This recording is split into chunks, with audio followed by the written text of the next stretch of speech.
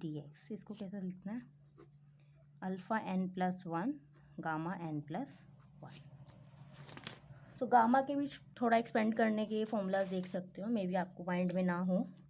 Like gamma 4 को हम लिखते हैं 3 फैक्टोरियल, गामा 3 को हम लिखते हैं 2 फैक्टोरियल, ठीक है।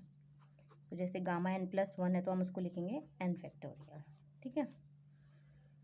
और यहाँ पे जैसे गामा n+1/2, तो इसको कैसे लिखते हैं, देखो जैसे गामा 3/2 लिखना है सपोज आपको, तो आप इसको लिखेंगे 1/2 गामा 1/2। सपोज लिखो गामा 5/2 लिखना है आपको, तो इसको लिखेंगे आप 3/2 1/2 गामा 1/2। और ये याद कर लो, गामा 1/2 इज ऑलवेज योर √π/2, ठीक है। ये याद कर लो आप please, so you can solve now easily, ठीक है।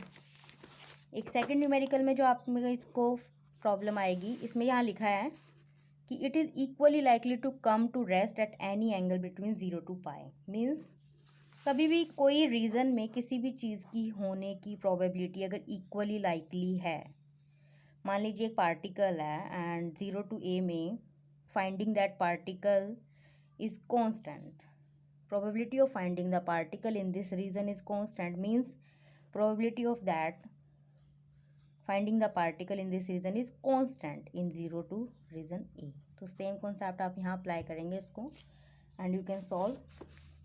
तो प्रोबेबिलिटी डेंसिटी निकाल सकते हैं आप कंडीशन यूज़ करके, डेल्टा थीटा स्क्वायर, और वेरिएंस निकाल सकते हैं। सिंपल है क्वेश्चन। साई वाले टर्म्स में साई की कंडीशन यूज़ कर लेंगे। इसके बाद अब ये फाई एन जो है वेव फंक्शन दे दिया, ए निकाल लेंगे नॉर्मलाइजेशन कंडीशन लगाकर, सिंपल। इसमें भी आपको फाई जो है थीटा और फाई की टर्म्स में दिया है, सो आई टोल्ड यू कि which condition you must use here, ठीक है।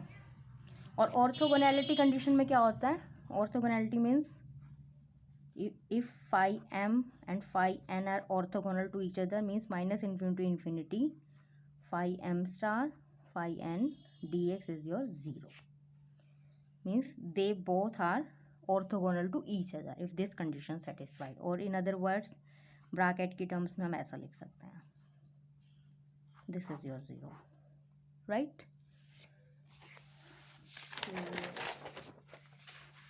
देख लेना ध्यान से, कोई बात नहीं।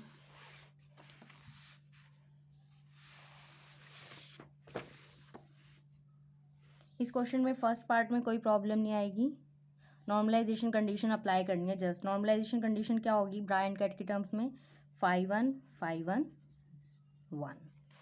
अब यहाँ पे 5 1 कितना दिया आपको, a 1 0 0, ब्रा क्या हो जाएगा इसका a स्टार 1 0 0। इसको इसके साथ मल्टीप्लाई कर लेना आप ऐसे, ये यहाँ पे बन जाएगा स्क्वायर 1 0 0। आप इसको इससे मल्टीप्लाई कर लो, इक्वेट कर लो 1 से, आंसर आ जाएगा ए का, ठीक है। तो ऐसे ही। और नेक्स्ट में ऑर्थोगोनैलिटी चेक करनी है। लीनियरली इंडिपेंडेंट चेक करने के लिए ये कंडीशन होती है, अगर मान लीजिए C1 phi 1 plus C2 phi 2 C3 phi 3 अगर 0 हैं, provided C1 C2 C3 all 0, then they are linearly independent, means इनका बीच में कोई रिलेशन ना हो।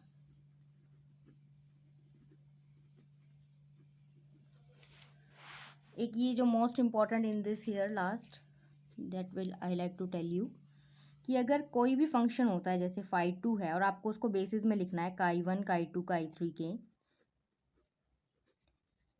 किसी के भी बेसिस में लिखना है, तो सबसे पहले तो आपको ये चेक करना पड़ेगा कि क्या ये जो बेसिस में जिनमें आप लिखना चाहते हैं whether they follow completeness theorem or not, means they must be complete in themselves। completeness theorem कैसे लिखते हैं, जैसे काई 1 काई 1 काई 1 काई 1 प्लस काई 2 काई 2 काई 2 काई 2 काई 3 इट शुड बी योर 1 कह सकते हो आप, आइडेंटिटी कह सकते हो इसे, ठीक है।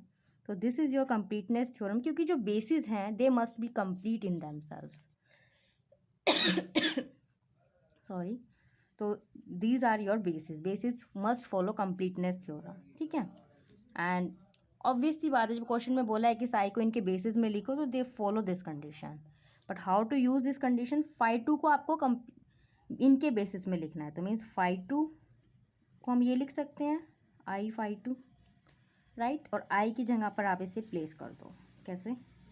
chi 1, chi 1, chi 2, chi 2, chi 3, chi 3 and outside phi 2।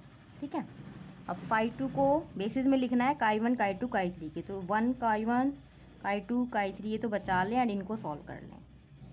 अब क्या सॉल्व करना पड़ेगा आपको यहाँ पे?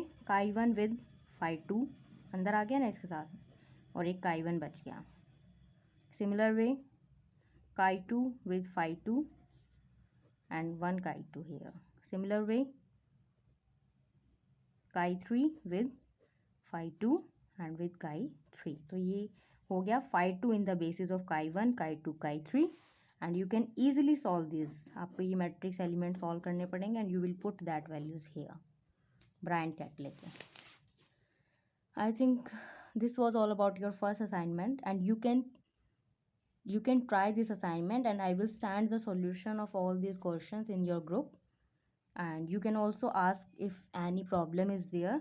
I think where you can face the problem I discussed with you, but still you can ask any question, no need to shy.